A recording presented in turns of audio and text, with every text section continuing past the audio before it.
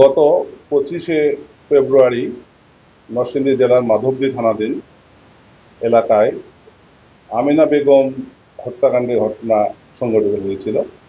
এ সংক্রান্তে পরের দিন মাধবদী থানায় একটি নিয়মিত ধর্ষণ ও হত্যা মামলা রুজু হয়।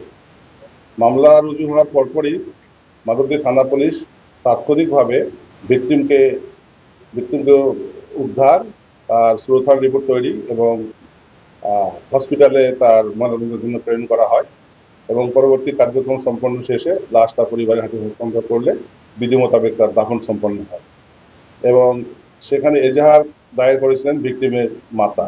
এখানে এজাহার নামে আসামি ছিলেন 9 জন।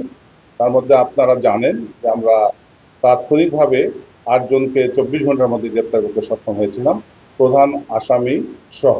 পরবর্তীতে আমরা এই 8 জন আসামিকে বিজ্ঞ আদালতে রিমান্ড শুনানির জন্য প্রেরণ করলে বিজ্ঞ আদালত তাদের প্রত্যেককে 8 দিনের রিমান্ড মঞ্জুর করেন। তারই ধারাবাহিকতায় আমরা 4 জনকে থানা হেফাজতে নিয়ে এসে ব্যাপক জিজ্ঞাসাবাদ করি, তথ্য প্রযুক্তির সহায়তা নেই এবং আমাদের গোয়েন্দা তথ্যের ভিত্তিতে আমরা বিভিন্ন তথ্যপাত্র পেতে থাকি।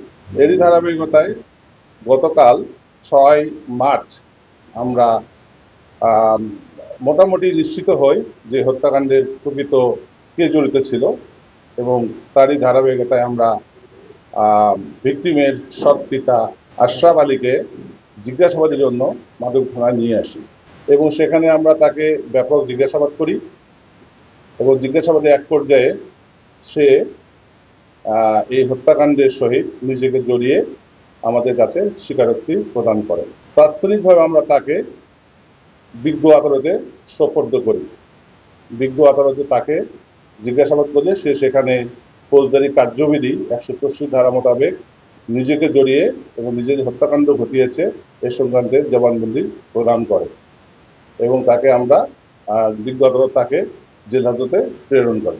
পিতা কর্তৃক হত্যা হয়েছে কিনা সেটা মেডিকেল রিপোর্ট আসলে পাওয়া যাবে, বাট সে যে একাই এই হত্যাকাণ্ড ঘটিয়েছে সেটা বিজ্ঞ আদালতে সে স্বীকারোক্তিমূলক জবানবন্দি প্রদান করেছে। যেটা আমাদেরকে জানিয়েছে প্রাথমিকভাবে যে সে তার মেয়ের স্বভাব চরিত্র ভালো ছিল না, সে বিভিন্ন অসামাজিক কার্যক্রমে জড়িত ছিল বলে সে বিভিন্নভাবে সে বিরক্ত ছিল, তার প্রতি অ্যানয়েড ছিল এবং সে সামাজিকভাবে হেয় প্রতিপন্ন হচ্ছিল।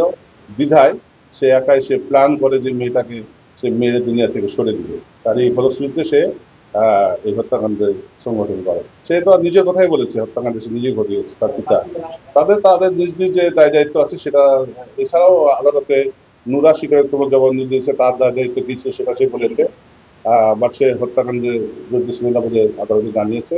এবং হজরত আলী নামে আরেকজন আসামি আছে, সে যে গত 10ই ফেব্রুয়ারি যে ধর্ষণ ঘটেছিল সেখানে হজরত আলী সহ বাকি আরও 3 জন, মোট 4 জন সে ধর্ষণ ঘটনায় জড়িত ছিল বলে হজরত আলী বিজ্ঞ আদালতে জবানবন্দি প্রদান করেছে। আসামিদের রিমান্ডে প্রাপ্ত আসামিদেরকে ব্যাপক জিজ্ঞাসাবাদ সহ আমাদের তথ্য প্রযুক্তির সহায়তা সহ আমরা সন্দিগ্ধ আসামি তার পিতাকে থানায় জিজ্ঞাসাবাদ করলে সে ঘটনা বিস্তারিত বর্ণনা করে। সে বলেছে যে তার মেয়ে সামাজিকভাবে অসামাজিক কাজে লিপ্ত ছিল, এ কারণে এলাকার লোকজন সহ তাকে ভৎসনা করতো প্রায় এবং তাকে এলাকা ছেড়ে যাওয়ার জন্য এলাকাবাসী বলেছিল যে তোমার মেয়ে এলাকার অসামাজিক কার্যক্রমে লিপ্ত আছে। তখন সে সিদ্ধান্ত নেয় যে এই মেয়ের জন্য আমার মান সম্মান নষ্ট হচ্ছে, তাকে দুনিয়া থেকে সরে দিতে পারলে তারা বেঁচে যাবে। এবং তারই ধারাবাহিকতায় তারা 25 তারিখে রাত 8:30টার দিকে মেয়েকে নিয়ে জনৈক সুমনের বাসায় দিয়ে আসার জন্য রওনা করে এবং বাসা থেকে রওনা হওয়ার 10-15 মিনিট পরে একটা সরিষা খেতে সে যাচ্ছিল। যাওয়ার পথে মেয়েটার সামনে ছিল এবং এই আশরাফ তার পিছনে ছিল। থাকা অবস্থায় সে ওড়না দিয়ে মেয়েকে পিছন থেকে ফাঁস দিয়ে মেরে ফেলে এবং মৃত্যু নিশ্চিত হওয়ার পরে তার সে অন্যান্য একটি অংশ দিয়ে তার হাত পিছনে বেঁধে সে চলে আসে। এসে তার পরিবারকে জানায় যে এই ধরনের ঘটনা সে নুরা এবং অন্যান্যরা তার মেয়েকে অপহরণ করে নিয়ে গিয়েছে।